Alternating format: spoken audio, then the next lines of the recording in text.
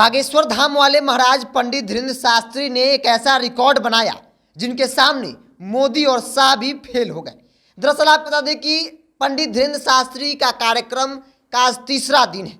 कल दूसरे दिन जो भीड़ उमड़ी, जो श्रद्धालुओं का उमंग और जोश दिखा, जिसके बाद बाबा ने मंच से ही हाथ जोड़कर सभी से अपील की कि कल यानी आज जो दिव्य दरबार लगने वाला है वो नहीं लगेगा। उसका कारण उन्होंने भी इस मंच पे बताया। अब देखिए, प्रशासन के लिए एक बड़ी चुनौती थी, क्योंकि वहां पे जो कार्यक्रम हो रहे हैं और कार्यक्रम को ऑर्गेनाइज करने वाले की तरफ से भी जो कमियां सामने आई व्यवस्थापक की तरफ से, उसको लेकर भी सवाल खड़े हो रहे हैं। क्योंकि आमतौर पे लोगों का मानना था कि 1,00,000, 2 लाख, 2.5 लाख के आसपास भीड़ होगी। हम भी आपको लगातार बता रहे हैं कि लोगों की बड़ी जनसैलाब जो है बाबा के कार्यक्रम में उमड़ेगी, लेकिन जो भीड़ उमड़ी इस बात से लोग अनजान थे कि इतनी बड़ी संख्या में श्रद्धालु जो है, भक्त जो है, वो बाबा के कथा को सुनने के लिए आएंगे। और इसलिए हम कह रहे हैं कि बाबा के कार्यक्रम के सामने और बाबा ने जो रिकॉर्ड कल बनाया उनके सामने अमित शाह और देश के प्रधानमंत्री भी फेल हो गए। क्योंकि आमतौर पे आपने देखा होगा अमित शाह या फिर देश के प्रधानमंत्री या फिर देश के तमाम बड़े नेताओं के कार्यक्रम को, रैली को 1,00,000, 1.5 लाख की संख्या में भी लोग नहीं पहुंच पाते हैं। लेकिन बाबा के कार्यक्रम में कल दूसरा दिन था और कथा सुनने के लिए 10 लाख लोग पहुंचे थे और एक बड़ा रिकॉर्ड बाबा ने बनाया। कल देश भर के अलग अलग राज्यों में कई जगहों पर कार्यक्रम हुए, लेकिन जो भीड़ बिहार में जुटी, जो रिकॉर्ड बिहार में बाबा ने बनाया, वो शायद ही कहीं दूसरे कार्यक्रम में बना होगा। और सिर्फ बाबा के कार्यक्रम ही नहीं, बल्कि देश के तमाम धुरंधर नेताओं के कार्यक्रम में भी इतनी बड़ी जनसैलाब नहीं उमड़ी होगी।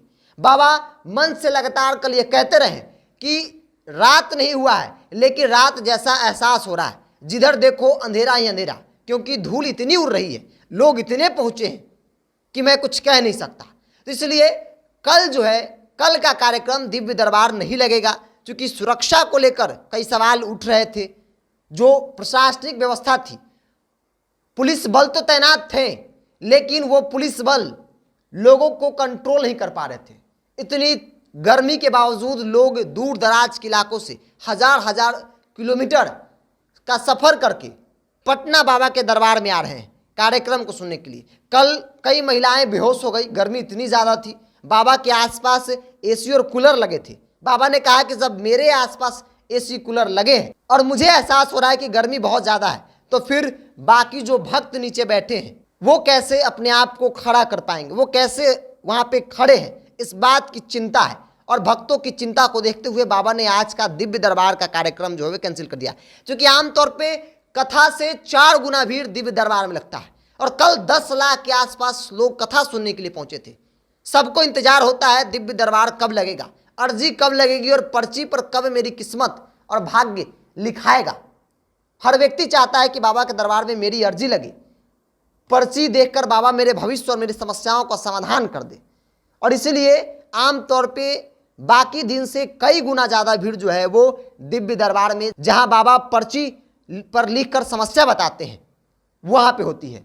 और आज वो कार्यक्रम था, पहले से तय था कि 15 तारीख को बाबा के दरबार में अर्जी लगेगी और पर्ची पर लोगों का भविष्य जो है वो बताया जाएगा, उनकी समस्या का निदान किया जाएगा। और आमतौर पे आज कई गुना भीड़ बहुत ज़्यादा बढ़ती, लेकिन बाबा तमाम चीज़ों को देखते हुए कार्यक्रम को कैंसिल कर दिया। कल की जो भीड़ हुई, कहा जा रहा है कि 10 लाख प्रशासन के लिए एक बड़ी चुनौती थी।